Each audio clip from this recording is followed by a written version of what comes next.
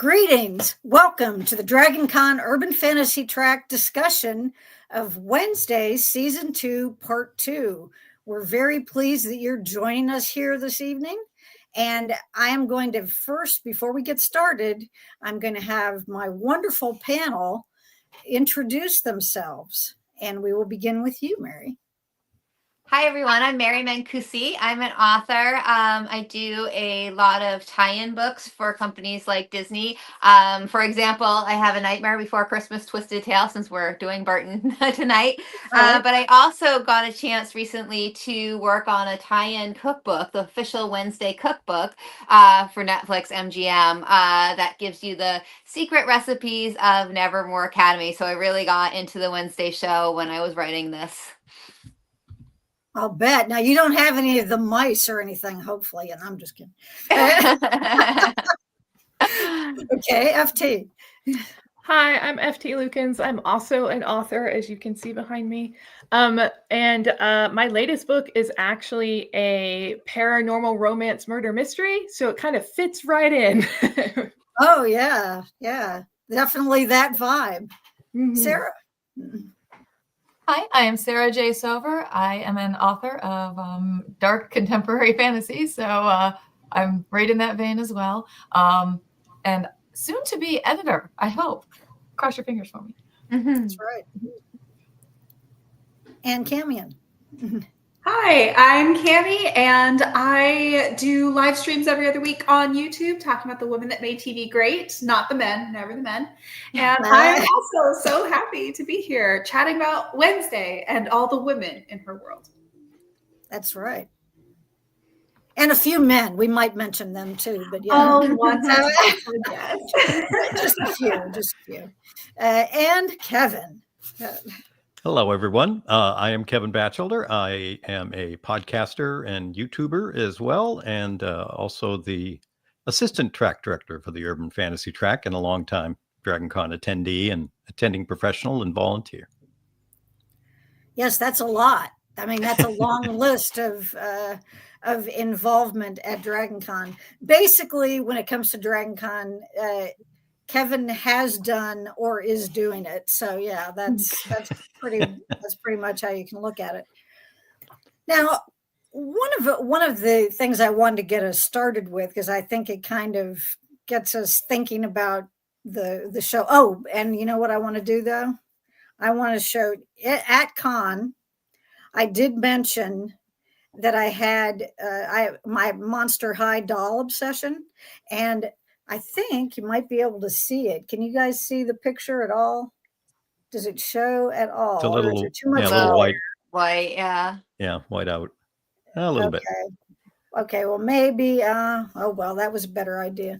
The dolls themselves are still in their boxes because when you put them together, they make the window.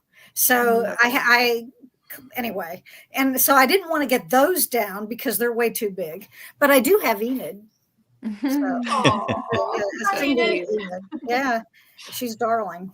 So she's going to keep us company over here, and she'll keep me in line if I, if I say anything inappropriate about her character.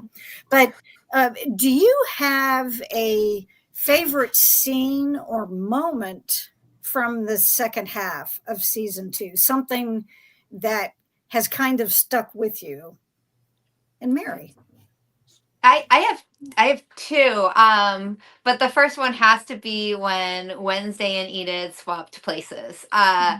Both those actresses are just phenomenal, and even as their own characters, but to see them play each other, I think that must have been so much fun for them. A huge challenge, but they did such an amazing job, and it was such a fun episode. It was probably my favorite episode of the last 4, if not for the whole season, because it was just funny and right on. In fact, I'll just give you that one because I don't want to steal all the good ones, and then no one else has one. So that's going to be my one. Well, and the thing about that, there were a lot of great things about that episode, which we're going to talk about at length. But the thing that I think, from a humorous standpoint, although I guess it wouldn't be funny, was the fact that we find out that it's not a joke that Wednesday is allergic to color. She literally is allergic to color. And so that was kind of a fun moment from that one, I think. Yeah, absolutely. Yeah. And just the cold open where, you know, you don't know what's going on, and Wednesday's coming out in full Enid, or, you know, Enid's coming in full, you know what I mean? But like, it's just so funny. You're like, what on earth is happening right now? And then like it backs up. And didn't it have some kind of tagline at the beginning that said the Wednesday we didn't know we needed, or something like that, or that we wanted? Yeah. I it was funny. Okay, FT, I'm sorry. That's fine. So one of the things we talked about on the panel during con was Principal Dort, and we knew he was creepy, and we talked about Steve Buscemi, and I loved his comeuppance. When you said scene, that's the one that came into my head. Ajax turning him to stone, and then the chandelier falling. So it was a great cathartic moment of, you know, Bianca getting her vengeance, I guess, but being able to break that tie. Yeah, that was a great scene. Sarah. Aside from all like the Phantom scenes, because there was a lot of the Phantom of the Opera influence with the falling of the chandelier, and then when Mama Frump comes in on the boat, I loved that too. But aside from that, after 2 seasons of waiting to see Ophelia, seeing her in the basement, and then seeing her write the Wednesday Must Die or something like that on the board or on the wall, that was awesome. I'm like, finally, because all along I've been like, wait, is that her? Wait, is that her? Oh, maybe that's her. But there was no question in your mind who that was in that scene. That was awesome. Okay. Yeah, and did everybody else assume she was writing in blood? That's what it looked like to me. Yeah. Cammy. I love all of the ones mentioned. I'll jump right to the end and say I just loved the moment of Enid kind of risking it all in order to attempt to dig up Wednesday. I thought that the stakes for that really elevated it into a very action-packed scene that simply the action on paper of digging somebody up may not necessarily foster, but how they set it up, the fact that she is risking her identity, her permanent state for something that is, as far as she knows, a slim chance of actually working. I thought was such a nod to the bond that they have, and a fitting end to a season that had a lot of different parts, a lot of different storylines, a lot of different ways they could have come up with an action-packed ending. And they did really well with how they kind of orchestrated that moment, I felt. Right. Yeah, that and it was a very poignant moment when she, you know, because she doesn't hesitate to do it either. I mean, and Agnes even says, well, if you do this, you know, she's trying to point out to her what the consequences are, and it's like it doesn't even give her pause, you know, she just goes right ahead. I agree. Wednesday does not deserve Enid. Yeah, well, yeah, I think hard agree. Yeah, exactly. Yeah, it's hopefully that I think it's beginning to change. We'll see if that's true, if that holds true anyway. And Kevin, what about you? Yeah, as other folks have mentioned, aside from the entire body swap episode and every scene involved there, for me, it's the subtle moments. We got a few of them, especially in the second half, when Wednesday, who shows no emotion, the few times she would show her feelings and her love for Enid, you know, when it came time for something, whether it's a big thing, such as at the end of the season going off to try to save her, but a few other times just showing that, yes, she does mean a lot to her. She may not show it on her face, but Enid has gotten inside. Right. Yes, they have a very special relationship, that's for sure. And we're going to actually, I do have something that I want to talk about with that. But first, I do want to talk about something that we also discussed on the panel at Con, was the involvement of the family group. And if that, you know, did you feel as though it detracted from the show, which in fact is called Wednesday? And, the show's not called The Addams Family, even though that's sort of what it became in season 2, even though I would argue the primary focus is still on Wednesday. But, everybody had kind of not similar opinions, but people had feelings about it. Each one of you who had been there, who was everyone except Cammie, who was our guest. What I'm wondering is, did the rest of the season, did your feelings change about that? How, now that we've gone through all of it, since when we talked about it at con, only the first 4 episodes were available, and did it change anything for you in how you felt about it initially, of the involvement in the family and what you've kind of come to expect from the show? Did it change that at all? And FT, you get to go first this time.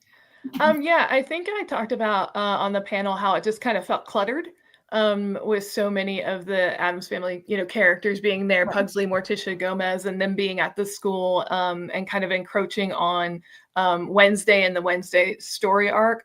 But the second season, I really did, appreciate and enjoy the Pugsley Gomez relationship and how it mirrored Morticia and Wednesday, and because Pugsley lied, and they had their own tension. So I did appreciate the Gomez and Pugsley, and they each had the part to play. And maybe it wasn't so obvious in the first 4 episodes, but then we see the big reveal, and everybody's involved. So it made sense by the end. Right. Yeah, that's a good way to put it. It made sense by the end. Okay. Sarah? So I was kind of the outlier on the other panel that we did, the one that we did in person, because I love having all of the characters, all of the Addams family there. I feel like the family relations are what makes Wednesday who she is.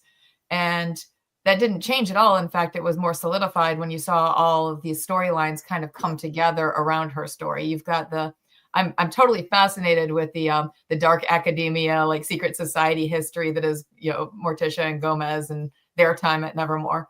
But we have that, colliding with what's going on with Pugsley and Slurp. And then these things all filter into this main story that Wednesday is living and having to deal with all the crap that everybody else made happen around her. So I thought it all came together beautifully, but it didn't bother me to begin with. So. Right. Yeah. And I think at con, when we talked about it, I think we maybe had one person who felt pretty strongly that it was too much, but everybody else was kind of like, sort of not. But yes, except for you saying, no, bring them on.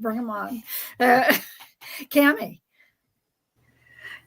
I'll say typically when there is a show where I care about one particular character or the main character, I'm like, I don't even know why there's other scenes. I don't even know why there's other characters. Why are they here? It's in one ear, out the other. However, for Wednesday, with the excellent point that this is a character study of Wednesday, and we're understanding what makes her tick, and a sign of success of the show would be us understanding and sympathizing with what makes her tick, even when she's doing kind of outrageous or non-human-esque things.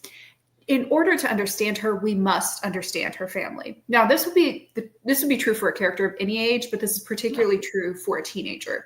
We must understand her relationship with her mother. We must understand her relationship with her grandmother and her brother and all of these pieces.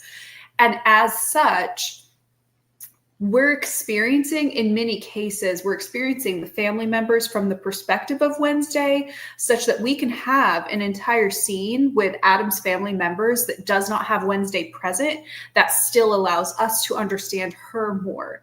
So while there are points, I would say particularly early in the season, where I'm like, I don't really know how much I care about Fester's storyline or whatever the case may be, I'm still understanding her world and what makes her tick. And they managed to do this in, even aspects that are comedic. We're seeing ways that all the family members behave the same. So when we see that in Wednesday, we're saying, oh, okay, we are learning that particular, sociopathic trait, or, that type of facial reaction or lack thereof to something. We're seeing that as a way she was socialized, and that builds empathy when we see her interact with humans that we love, like Enid, and she's not behaving the way we would behave in the presence of Enid. That allows it to become a richer story. All of that to say, the presence of family does not detract from Wednesday for me. The presence of folks who don't have a history of being tied to Wednesday and then interact with non-Wednesday, that's what activates that for me. And I think we saw more of that in season 1, actually, particularly with like the sort of pseudo love triangle and some of those pieces. We had a lot more of the presence of a couple scenes that are not inherently tied to Wednesday or furthering her storyline. Okay. I get that. And I think, as you were making your point here, I'm also kind of visualizing just physically how both Wednesday and Morticia express themselves. Mm-hmm. And they're very similar. I mean, just from the outward looks, although Morticia smiles a lot more often, but still, but still not that often. When you really think about it, she kind of works to have that mystique. So there is a lot of that as well. Kevin? Yeah, I think at the panel at Con, I was more on the side of not being sure I enjoyed having that much more family stuff. But, Cammie makes a good point too about what it does for the main character in the story. I think in season 1, we had more of the school and the other students, and that's we got less of it here in season 2 to give the time for the family. So it was 2 different ways, if you will, of supporting the main character. So it's kind of like I'd have to rewatch, very honestly, both seasons to kind of see if I liked one more than the other. It's difficult with the family one being so vivid in the front of my mind. And also several of the actors there are very strong. So, they really, the presence kind of pulls away a little bit. So, it was good to get it. I'm not sure I want as much of it in season 3, very honestly, but that's just, probably a natural development of the storyline. Right. Okay. Mary. I've been waiting for my turn. I feel like I don't want to say it didn't work. Like the whole storyline, the arcs, the different pieces was very well crafted and putting together. I was very shocked about Thing, and I was actually shocked they got away with doing that, because as someone who writes a lot of IP, doing something that majorly changes the lore of a show or of a property is usually not done in like a spin-off kind of way like that. It's usually like, but they went for it, and so we got a history of Thing. But I would say, not that it didn't work. I thought it was a bait and switch, and they have to really decide who their audience is and who they want to be watching this show. And maybe this is what they want. Maybe they're trying to say, okay, we've got the teens and the early 20-somethings and the kids watching it, and they love the dark academia and the stress between the cliques and all of that, and the dance party, and it's very high school. And then to widen it out and to bring in like, Gen X's nostalgia of like family history and all of that, that's a different audience that you're talking to. And so I would have been fine if that was the first season and that's how they set up the show, but they didn't. They set up the show as a dark academia, which dealt with cliques and, like outcasts going to an outcast school and still being an outcast, even amongst the outcasts. And that was like the shtick of it. And then to switch it into this big family drama with the Addams family is like another good concept, but it's just very different. Okay.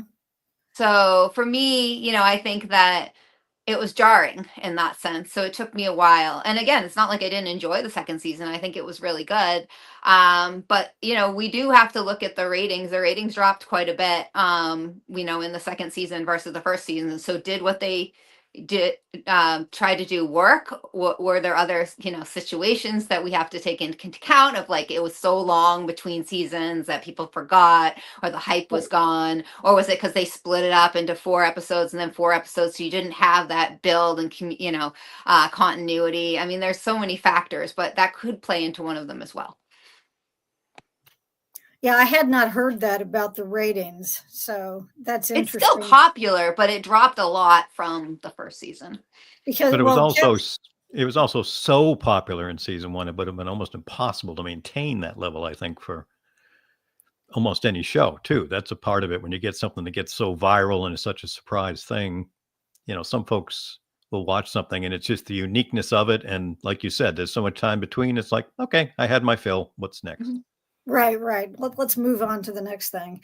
Well, and you and I talked about this, Kevin, over the summer, about how the promotion for the show, that Netflix went all in on promoting the second season, whereas in the first season there was some of that, but it was almost as though they didn't need to. People heard about it and they were excited enough that they didn't have to get extra or something. But Well, in any case, I think Mary makes a good point, though, is that it was the first season was a bit of a surprise with how well it did, and I think a lot of that was word of mouth. The high school side, the cliques, the younger audience, like wildfire, telling each other to watch it. So that brought that in. Season 2 didn't. It went back to nostalgia and such. So the older crowd is not going to be as talkative to talk up a show. So it was an excellent point. I think they kind of have to decide what they're going to go for in season 3. Season 2 is still very successful, but again, I guess it's that creative side of what they're trying to do that's going to drive where it goes. And I mean, they could be me. I'd be curious to see what all of you kind of think real quick, is that I thought they played up Lady Gaga being in there huge, and she was in for what, 2 minutes? I mean, and you could barely see her face. That was a disappointment, for sure. Yeah, that was a bit of a marketing. Okay, guys, we kind of went overboard there. But hey, it's Netflix. Let's face it, they do stuff like this. Yeah, I remember I saw Jenna Ortega on something, like an interview with her, and she was talking about how, the day that or when Lady Gaga was there to film, which was, for as much as she was in it was probably only a day or two, that, that they had like all the best food and they had all the best whatever, they wanted to really make sure to impress the big star while she was on set. So that was kind of interesting, but especially for, as you said, how little you actually see of the character herself. The actor who played Tyler, he gave an interview and he was like, I am the only gay actor on set and I didn't get to meet Gaga. Or have a scene with her or anything. That's hilarious. And speaking of him as an actor, this is just as an aside. This has nothing to do. This was not in my official questions or anything. But since you brought him up, I think he has done such a fabulous job of playing both Tylers. Initially he seemed like, the good old boy next door, and he was so genuine and so sweet and so nice. And then since he's become, and I understand that a lot of it has to do with, we're talking like puberty times 750, but with his Hyde side coming out, there just the air of menace that he has, even when he's in his human form, is just, it's very interesting to me. So I have really enjoyed his portrayal. Now, one of the things that most struck me, and we've talked about this episode, the body swap episode, which was officially episode 6. And at the very beginning of that episode is when Professor Weems, excuse me. I must be talking too much. Anyway, when Professor Weems tells Wednesday that she lacks empathy, that her lack of empathy is making her a weaker link in trying to get, things figured out as to what happened with her abilities and all of that. And later in this, just, a few scenes later in the episode, she and Enid are having a conversation, and Enid says, one of your problems is that you don't understand what it is that other people go through. You don't see things from their perspective. And one of Wednesday's comments had something to do with, well, anybody who'd walk a day in my shoes would be walking on broken glass, or, something to that effect. Well, then, lo and behold, that should have been a very good, foreshadowing bit there for us, is that the body switch occurs. And we know that that has affected both of these young ladies, and that they're now able to see what the other experiences, what they felt, what they feel all the time, what's inside.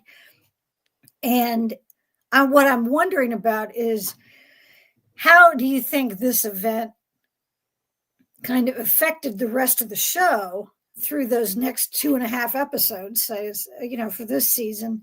And how do you think it'll have an effect going forward, them having that experience? And Sarah, it's your turn. Excuse me. I think it was really good for Wednesday to spend some time as Enid.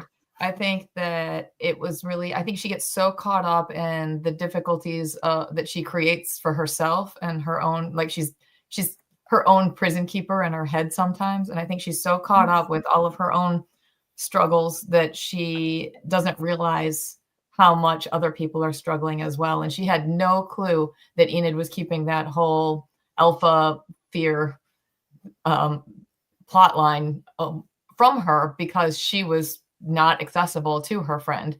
And I think that was really eye-opening for her. And I think that fueled her desire to save Enid. And I think that as she's out hunting her now and trying to figure out what's become of her, I think she's going to keep that with her. I think that's going to be a lot of her drive and motivation going forward, is knowing just how scared that sweet girl who was still able to do so much for other people, even while she was fighting her own interior battles. I do think that she's gonna grow from that. She can't not. Right. Well, now Enid's been summoned, so she's been. Okay. She's not a demon. She's not Crowley, so I'll leave her. Cammie?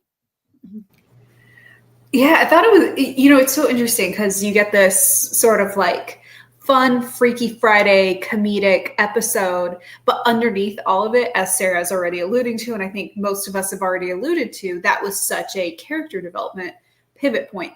What's interesting to me is that it isn't development in the same way for both characters, nor should it be, right? Because they're quite different. Right. From Wednesday's perspective, she's realizing she's seeing some things that Enid does not see, right? For example, as Sarah alluded to, figuring out the whole like, oh, there's this alpha struggle. Wednesday also realizes factors about that Enid does not realize. To Enid's romance throughout the entire season, Wednesday also quickly figures out some dark sides and lying to that Enid was also not aware of. So Wednesday's seeing some things that Enid is not, because we see Enid as so perceptive and empathetic, but empathy requires being perceptive. And she is so good-hearted, so pure, but she is not as aware as she thinks she is, which all teens are not as aware as they think they are. Right, yeah. Right.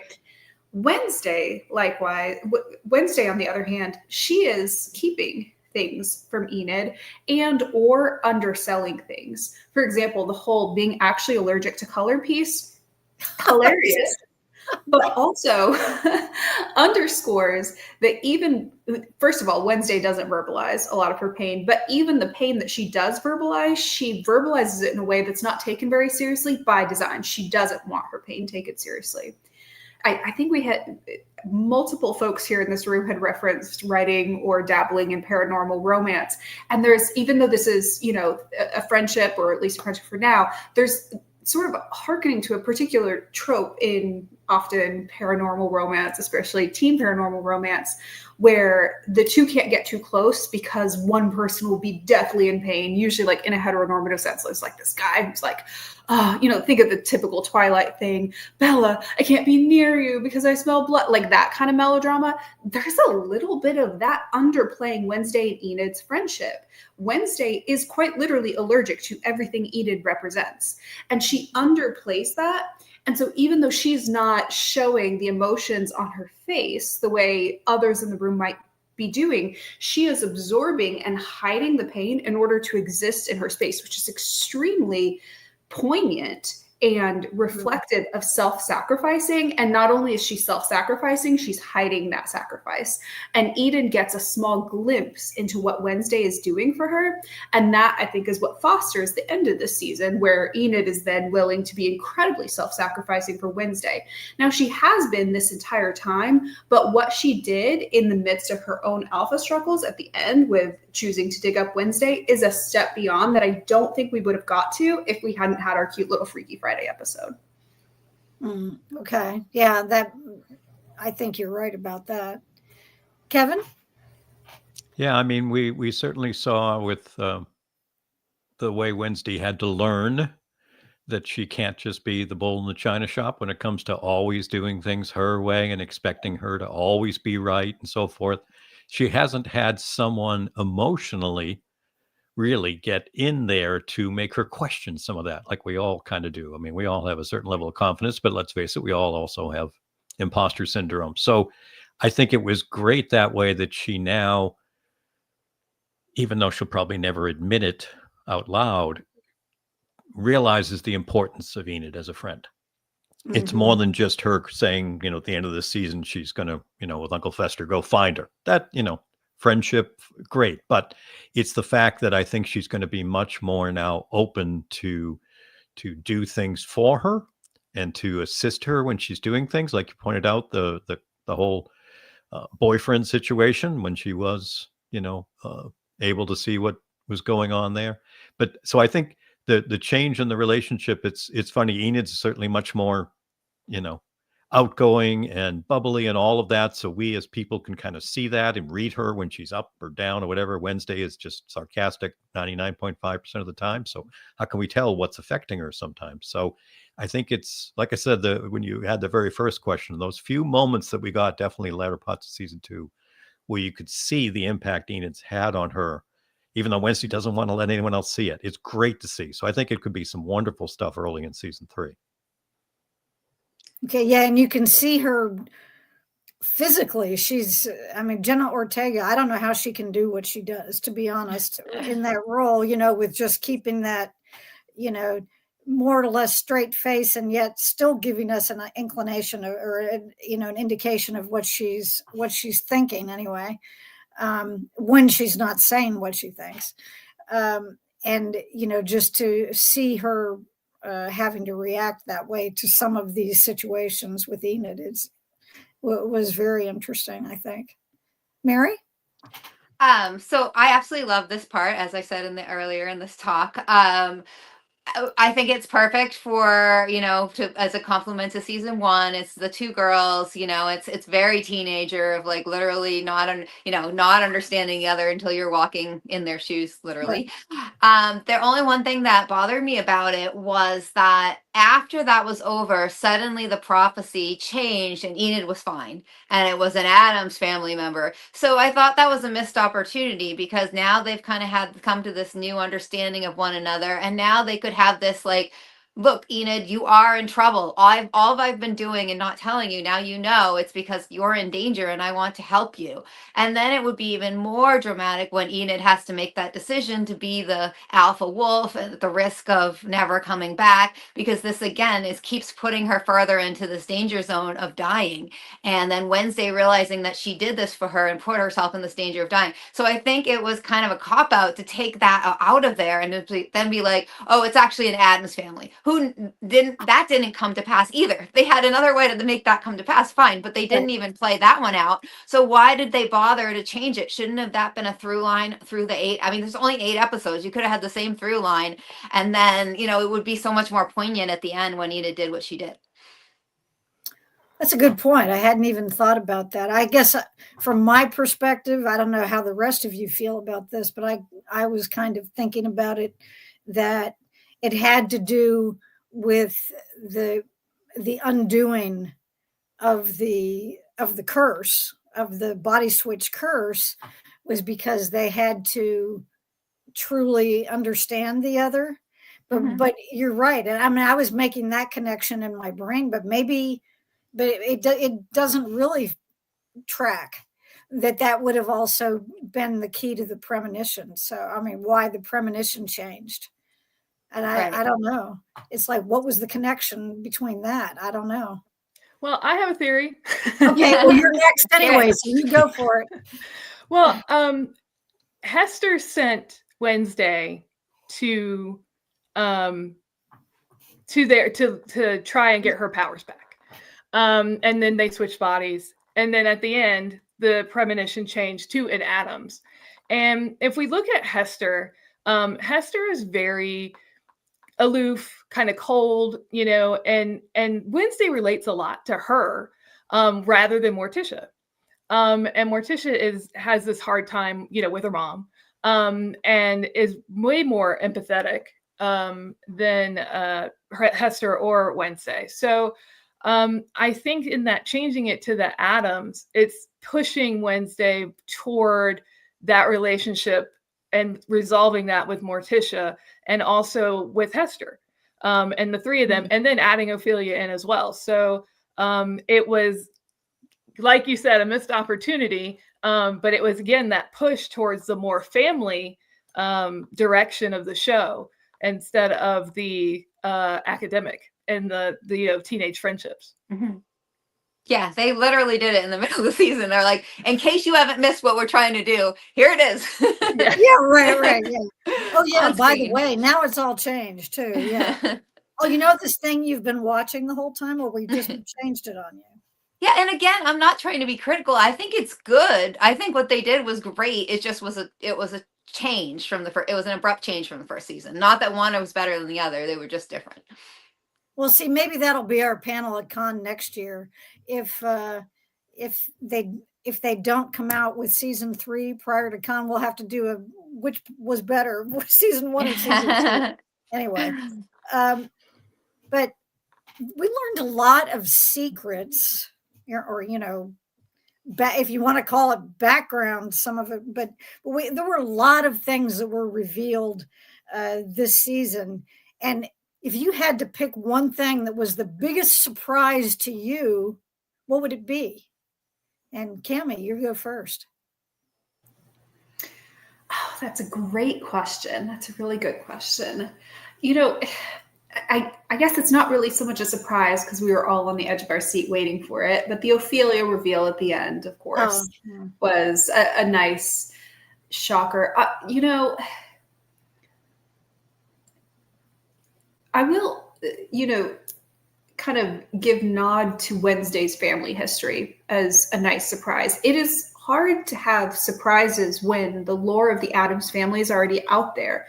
Whether or not everybody watching has seen every incarnation of every piece of media that's been created for the Addams family, it is part of the cultural zeitgeist, and we know who Morticia is, and we can, you know, at least theorize what these kind of quirky, kooky people, what their family relationship would be, especially having a quirky, kooky, somewhat emo, but pretends to have no emotions teenage daughter would be, right? But seeing, you know, Wednesday struggle with the history with her mom, and then her mom struggle with the history with her mom, and then seeing the intricacies revealed there on why they all have these tensions, and that it's not just inherent in their personality, it's not just kind of a situation they've created for themselves, but because it is a difficult environment in which to exist and have a family. And it makes it that much more meaningful that, for example, Wednesday even cares that another Addams is right. decide to pass. It makes it all the more meaningful that Wednesday so clearly watches her mom's dynamic with her grandmother. It makes it that much more poignant when Wednesday cares whether or not her brother lives or is okay and what's going on with also his mental state with this whole other creature. The fact that she even cares about that at all, when we can, it is heavily implied through multiple stages that any sense of caring or feeling is extremely painful to Wednesday. It makes it that much more poignant. And I find that to be the surprise. That is the reveal of the season, is how she feels back towards her family. We don't really know that based on what they showed in season 1. And we don't really know that based on other incarnations of the Addams Family story. Right. And she also, even in this season, I mean, at the beginning of one of the last episodes, she, after the premonition has changed news, she goes up to Morticia and tells her she wants to sacrifice Pugsley. Yeah. And yet then she drops everything to go save him. So, it's like there are certain aspects of that are like, well, yeah, if you had siblings, or if you're a parent and you've had more than one child, and you see how the interaction goes. But you're right. I mean, we don't really know, and what she says and what she feels are not the same thing at all a lot of the time. Kevin, what was a big surprise for you?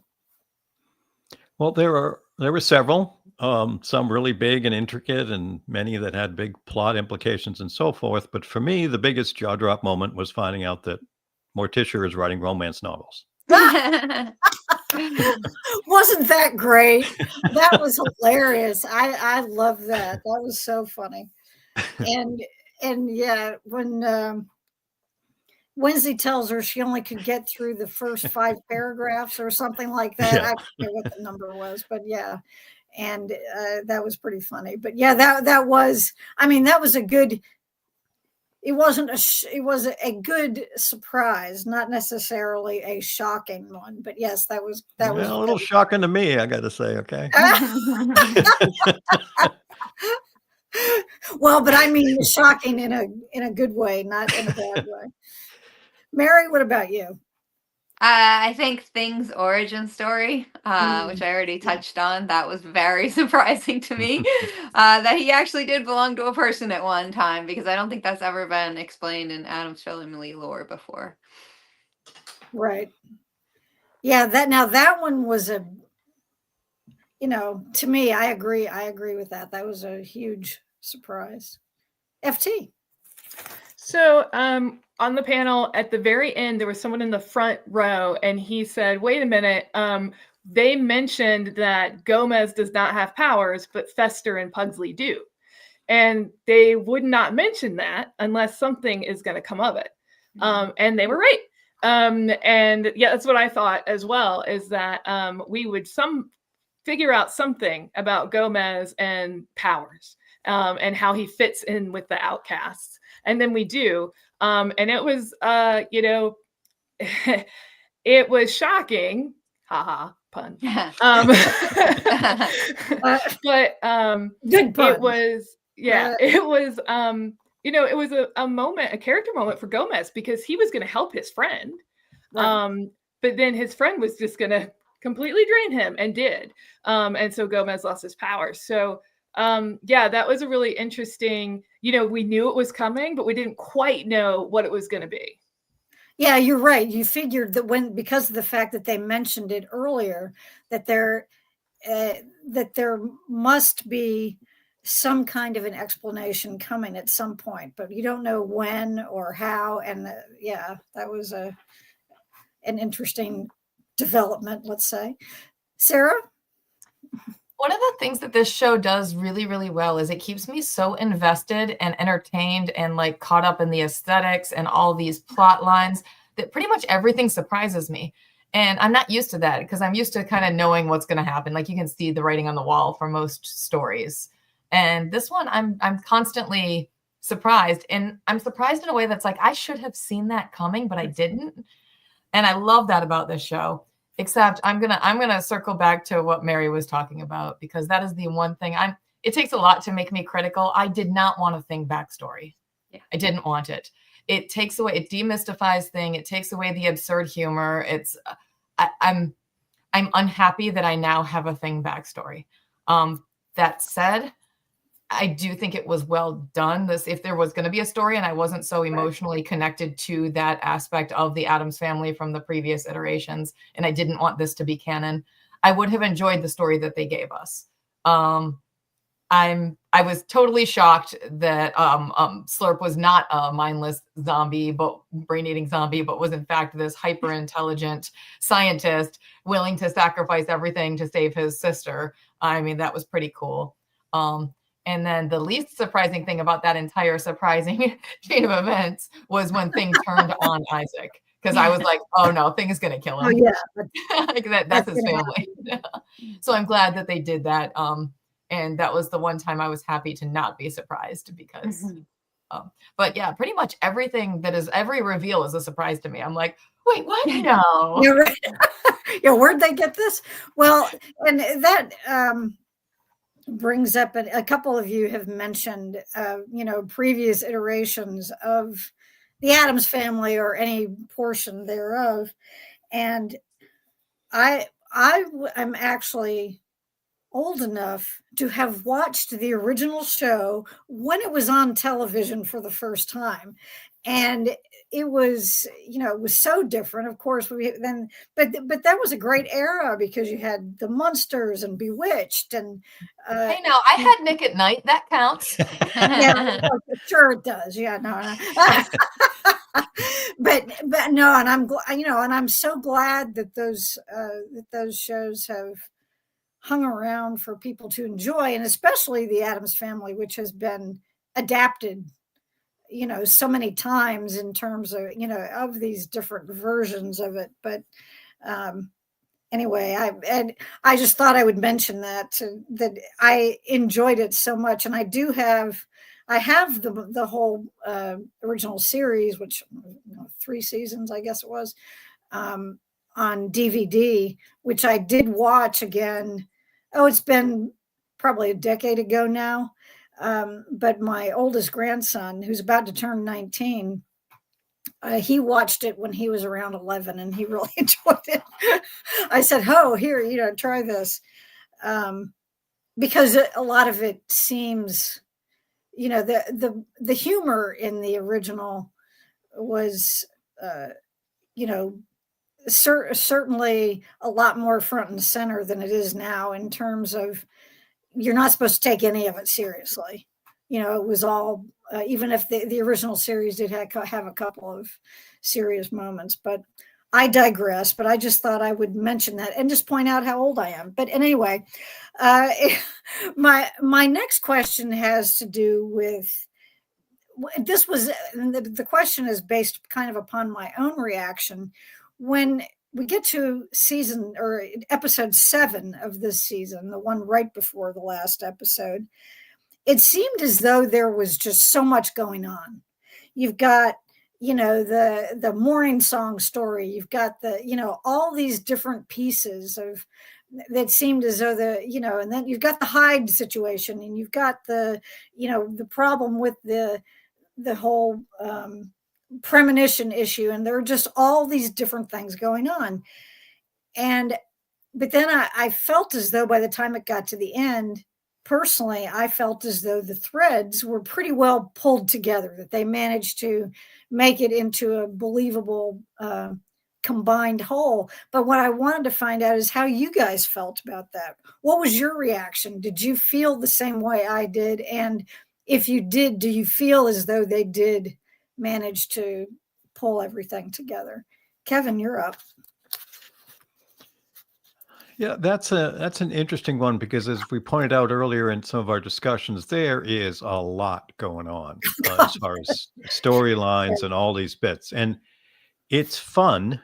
It's very entertaining. It's interesting.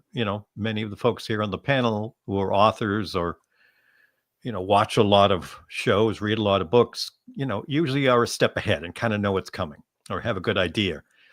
This show did a pretty good job of, at least for me, throwing my arms up and saying, I'm not even going to try. I'm just going to Ride this roller coaster and see what's coming next. So they did tie him up, but almost, and this is a bit in a nitpick, it was almost too easy. The Thing backstory fitting in with Gomez and Morticia and the Hides and the mother making the sacrifice and Wednesday not killing him. And now that's another storyline with, the Billy Piper character. So I don't know. It was a little too well tied up for me. I mean, there's still some big storylines for season 3, but I would have liked a little more dangly things that had me wondering and wanting to rewatch to see what little bits I might have missed. You know what I mean? At least sometimes in stories, it was a little too well done. Maybe. Oh, too well done. Okay. Keep that in mind, you authors, but don't make it too well done. Okay. Mary. I did appreciate that they were able to connect everything and wrap everything up, because there are so many shows like American Horror Story where they'll just throw a whole bunch of things at you and then they'll forget about half of them, and some of them will connect but another one won't, and it will just be all kind of this kitchen sink. So I mean, if they're going to have that many plot lines, thankfully they respected each one to bring them to a close. But at the same time, it reduces the time. You only have 8 episodes. It reduces the time of emotional impact on any of the stories. So if you want to feel something, you don't even have a beat before they've moved on to the next thing. So I would have liked more time to explore, what's happening. And they don't know how many, like they want to put as much on air as possible. They probably don't have, how many seasons does Supernatural have? 23? Yeah. Sometimes it felt like 23, but it was 15. And so they got to put everything they want to do in, but yeah, so I thought it was a lot, and I like having a little more time to enjoy an ending before we move on to the next one. Okay. FT. I agree with Kevin. There was a point where I was like, well, Slurp flat out ate that DMV instructor dude. No one's mentioned that at all. And then they do in the second season, the second half, the sheriff mentions, well, we have a dead body of this DMV instructor. And I was like, oh, well, they tied that up. And then it was, well, at least Fester's still MIA. They tied that up. He shows back up. So I agree. It was a little even the small bits that you're like, well, they didn't quite get that, or they missed that. No, everything pretty much, except, just where Enid is, but they said she's at the Canadian border. So they're going after her. And hopefully we see that, in season 3. And then Ophelia and the relationship between Ophelia, Hester, and Morticia and Wednesday, and how they all, work together. So, yeah, I agree with you, Kevin. Too much. Even what did they have for lunch yesterday? No, I'm just kidding. It wasn't quite that specific. Sarah? Okay, I agree with Mary that I wanted more from the stories that we had, because I was so excited when we did this first panel. I was so excited about the siren story. I wanted, and it went by, and I mean, it was satisfying, I guess. I kind of wish it was the women who took out Gideon and Dort, rather than, because that's my own thing. I like, if you have a story where you're taking agency away from women, I like for women to take that agency back. It's more satisfying to me personally. But that's a very good point. Yeah. But other than that, I mean, I wanted more out of that story, because I was looking forward to figuring out where that story went. But I do think there's enough hanging that I'm excited about for season 3. I want to know what is going on with the Hyde colony. Is this a 12-step altruistic program, or is somebody going to weaponize Tyler again, or both? I want to know. I don't know if they're sitting around singing Kumbaya and making amends, or what is going on here? And I guarantee you, knowing what we know about the show, that's not what it is. So, and because we know that they tie everything back together, they separate out and then they come back together. We know that whatever it is that he's going to face is going to come back into play with Wednesday. And we don't know if it's going to be hyper antagonistic, or if it's going to, maybe they'll work together at some point if he's rehabilitated. I don't know. And I'm really excited about seeing what happens with the Ophelia story. I've been waiting for that the whole time. But I'm a little scared that they're going to go too fast through it all because there's so much ground to cover. And I just don't think they don't have enough episodes. And I think that's just kind of a tragedy of the streaming model. Where like you have this many, create whole worlds. And it's like, well, whole worlds are very complicated with lots of little stories. So yeah, you need more than 8. Yeah. So I think that I loved how everything wraps up. I like seeing how things tie back together, but I did also want more out of the stories and more time for each. Okay. Cami. Well, I think I'll echo what everyone's saying, which is that we're left wanting more, which I think is probably not an accident. That's probably what they want us to feel, even if it's not what we want to feel. What I was left thinking 2 thoughts with the rapid wrap up that we all just referenced and experienced at the end of the season. First was I think it was Mary had alluded to the fact that this season it felt like it became much more multi-generational with the family, and they kind of honored that by having those scenes feel like sometimes not a teen show. However, the ending felt like a teen show. It felt like a reminder that we are a guest in Wednesday's space, and that ending is going to feel like the ending of a teen show, which is rapid, very short attention, friendly, and very much tying things up with a bow, which is fine. That is what the show is, even when we take, these journeys into her family. The other thing that I was left with is that for me, and I think I hear this in the undertone of what we're all kind of saying, for me, it leaves me with a sense of not being in control. And I think Wednesday is left at the end of the season with a sense of not being in control. Things are moving very fast, and the pieces that are wrapped up neatly with a bow are not wrapped up because of Wednesday's actions, and they're not wrapped up on her timeline, and they're not wrapped up in her way. So we're left seeing her, first of all, freaking out over Enid being gone. Is she showing out on her face? No, but we've lived inside her for a second, and we know that she's freaking out. We see her going through what we can only presume to be very difficult and painful choices in order to go on this adventure, to go hunt for Enid, right? And we can only assume that a lot of that is coming from the lack of control. We're going to further, she doesn't necessarily know the extent of it yet, but we kind of as the audience know she's going to further feel out of control when Ophelia enters the picture. Right. So we can assume that we're going to go into season 3 with this sort of haphazard, now she's struggling with control, which is going to go in contrast to what we saw in season 2, which is exploring her relationship to her family and the ways in which she's the same and different from her family, and the ways in which she's willing to go against her conditioning and go through pain in order to be closer to those she loves. With season 3, I think we're left wondering about the pace, and I see that in a comment in the chat right now. Carrie Johnson says, how many episodes are we thinking Enid will be a alpha wolf before we get back to the status quo, full season, or a couple episodes? I think those are the questions we're left with of, if that was the pace at the end of the season, what will it be in season 3? It's that kind of excitement and lack of control. Right. And hopefully they won't tell us, oh, you get 6 episodes. Now, this, thank you, Carrie, about how many episodes are we thinking Enid is going to stay an alpha wolf before we get her back to status quo? Will that go on for the whole season or a couple of episodes? Oh my gosh. Let's hope it's not the whole season. But anyway, do you guys have a thought? What the actress is up to, right? Right. If she's got another movie to do or something, yeah. You guys have anybody want to take that question and give your opinion? What's your prediction? Yes, Sarah, go ahead.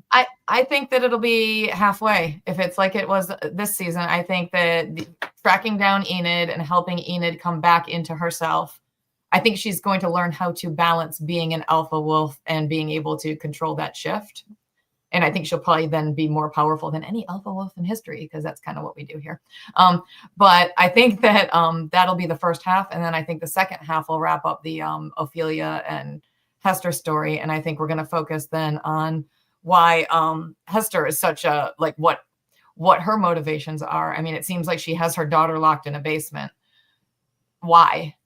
Like, I mean, that's what it seems. like And at it the end. seems it makes you wonder if anybody else is aware of this. But Mhm. well, those are actually Carrie's question and what you just said are actually a good segue into my last question, which is, and some of you have alluded to some of this, but if it's something that you feel as though was really an unanswered question for you, or an unresolved issue that was raised during this season, that you think should have been, resolved by the end of this season, that something that was particular to it, but it wasn't, but you don't feel as though it was. And what do you hope or think that we will see in season 3? And Mary, we're back to you. You get to go first. One So thing it's that a two-part surprised question, but One thing that surprised me on this season is that they went back to the Hyde storyline. I really thought in season 1 that was wrapped up and that they were going to go for another Monster of the Week or something different. And so they revisited that and made it a major part of the second season. And now it seems like they're going to continue with that for the third season. And I'm not sure why that's such a big one for them. They could be doing anything. So I don't know why that's theirs. But yeah, with having Billie Piper as the I don't know, the Hyde Wrangler or whatever she is, Hyde Piper Hyde Piper Hyde, I don't know. Hyde Whisperer. Hyde That's Whisperer, The Hyde Whisperer. Thank you. And she's such an important, like such a great actress. She has such a fandom that follows her. It's not like some throwaway actress that they could just get rid of now that she has in there. So it's like they're clearly going to go down that path again with the Hyde. And so I'm interested to see what they do with it. Our Hyde's going to be rehabilitated, how it's going to all tie in. So that's what I'm feel is unresolved, but I'm very curious about. Okay. FT. I agree. I was wondering about Billie Piper because that, like you said, that is an actress that, that's not a throwaway actress that you put in a small role. Right. She's going to come back and be a bigger part of season 3. I would like to see, and I don't know if we're going to, more of Agnes, and seeing that friendship between Enid and Agnes, and if that's going to continue. And then the friendship between Bianca and Ajax. Are we going to see any of the teens in the third season? Because it looks like it's going to be like family road trip for a little bit of it. And so I'm wondering if they're going to come back to Nevermore at all. I assume they probably will, but, are we going to see a lot of the characters that we, have seen the past 2 seasons and kind of grown attached to Agnes? That's my big question, is if we're going to see those teen characters again. Okay. Good point. Yeah, I've been wondering about the whole school thing, which I think is one of the kind of the mainstays and attractions of the show, actually. But Sarah? I feel like we're leaving the sirens behind, and I did not at all get enough out of that storyline. I wanted to know what Morning Song has been up to, how that Gideon character became such a huge figurehead and pulled off this Wizard of Oz kind of thing with Steve Buscemi pulling the strings. I wanted to know how Bianca's mother came to be so connected and afraid of him. Why was she afraid? I don't know why she was afraid of him, other than, I still don't know. I really don't understand how they were able to take control of the sirens that way and use them like they were.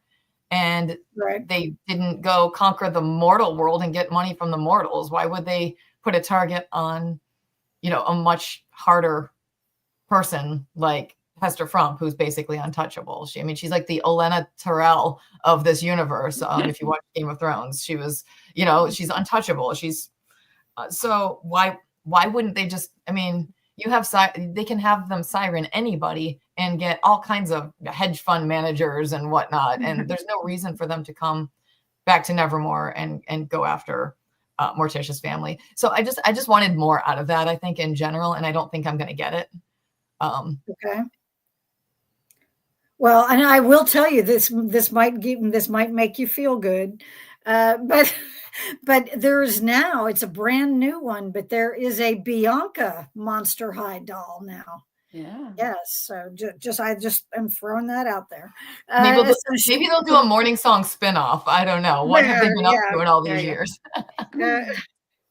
Kimmy? I think I would like to get a better glimpse at what we're rooting for Wednesday. That's what I think I would like to see in season 3. I want to understand what do we want from her, because I go into the show making an assumption that what we will never see is adult Wednesday Addams for IP reasons that Mary alludes to, that is not how she's conceptualized. I'm happy to be proven wrong. She is played by an adult actress. However, I'm assuming she will remain a teen for the remainder of this. As such, what are we rooting for her? Are we rooting just in general for character development? I'm happy for that to be the case. Are we rooting for her to develop a particular skill? I, as an audience member, am heavily rooting for her in the sense that, like, oh, I love this character and I'm going to defend her. And she's actually never done anything wrong a day in her life, right? Like, I'm there. I want to know what story plot point we're working towards. Okay. Kevin, bring us home. Yeah.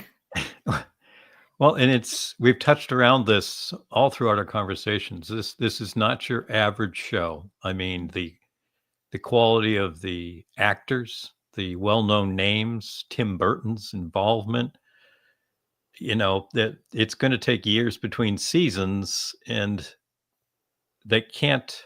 I don't think they can do all the things all of us, for example, want them to do. They just don't have enough episodes and can't stretch this to 12 or 6 seasons. I mean, it's a Netflix show. We're lucky we're going to get 3. So I'm just, for me, the concern is, and Cammie kind of touched on it, is, and even Carrie did in a follow-up comment about wanting the Wednesday Agnes Enid team up. Yeah, I'm going to bring that up at the end, but yes. Yeah, I mean, so. I was thinking that answered Cammie's question. What's the goal? It's in the comments. Getting to that, but it's very much that concern about how long do we have Enid as an alpha? Bring her back to human form too quick, and that storyline's another one of those. That went by too fast. Drag it out half a season, and that's half a season we don't have the awesomeness of Enid. Right. That balance is going to be hard, and doing that, and as Cammie's pointed out, in terms of what's the overarching storyline for Wednesday in season 3.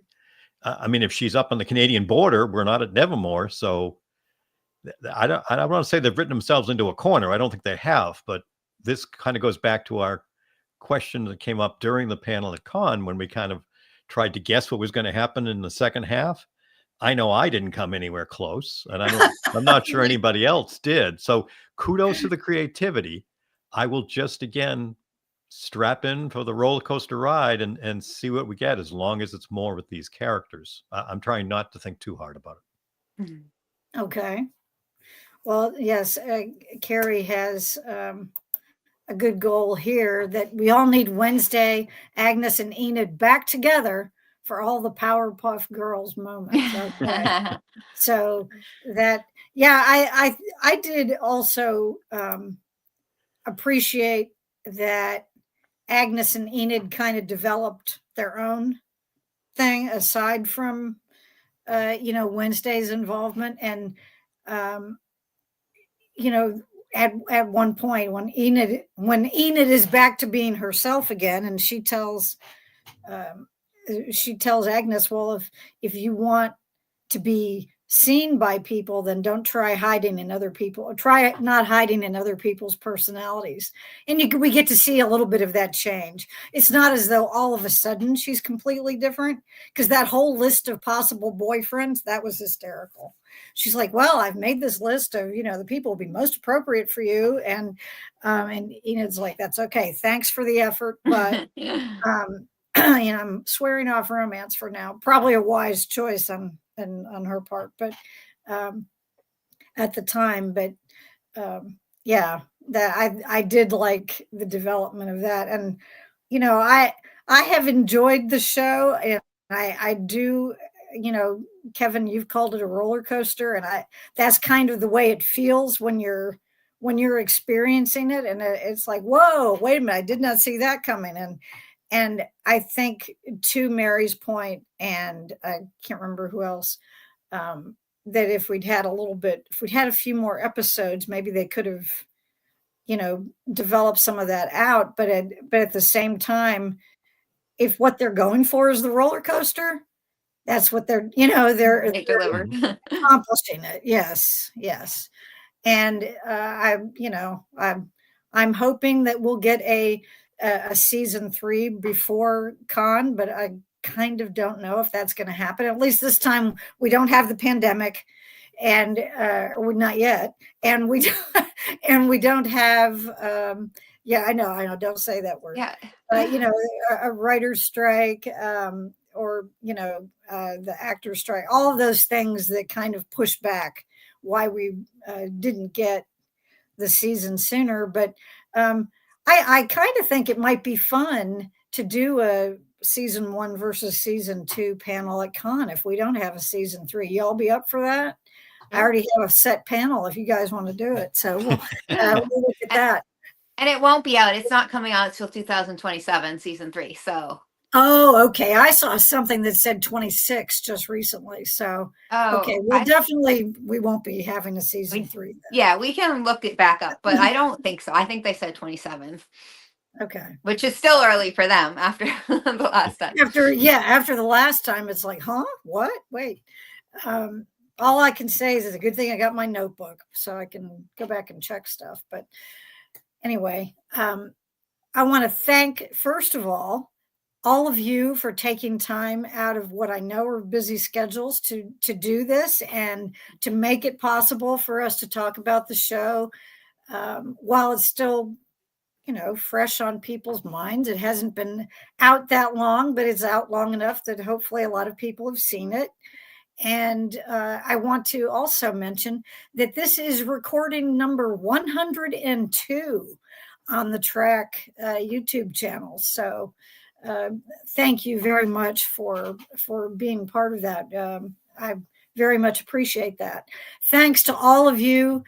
Carrie, thank you for your questions and for being involved. Thanks to all of you who are watching either now or later at your convenience, when you can make comments on the video if you if you want to make a comment on the channel, you can do that as well. And okay, there you go. Thank you, Carrie. We appreciate your involvement. Other things coming up on the channel. It is fall. We will be doing another show rewatch. And I don't know, Kevin, should I mention what I'm thinking of, or should I wait until it's a definite? You haven't decided yet? Well, if I do one, that's what it'll be. As long as everybody can do it. We're planning a month. It'll be a monthly discussion, the way we've done for other shows in the past, but The Magicians. So we will probably be doing that one, but it won't start until December. I will have more author interviews coming up throughout the year. So those are other things to look forward to. In the meantime, many thanks to my wonderful panel. Many thanks to all of our viewers now and later. And we appreciate it. Keep watching our Facebook page for any updates. And thanks again, everyone. We appreciate it. And good night. Take care, all. Thank you. Good night. Good night.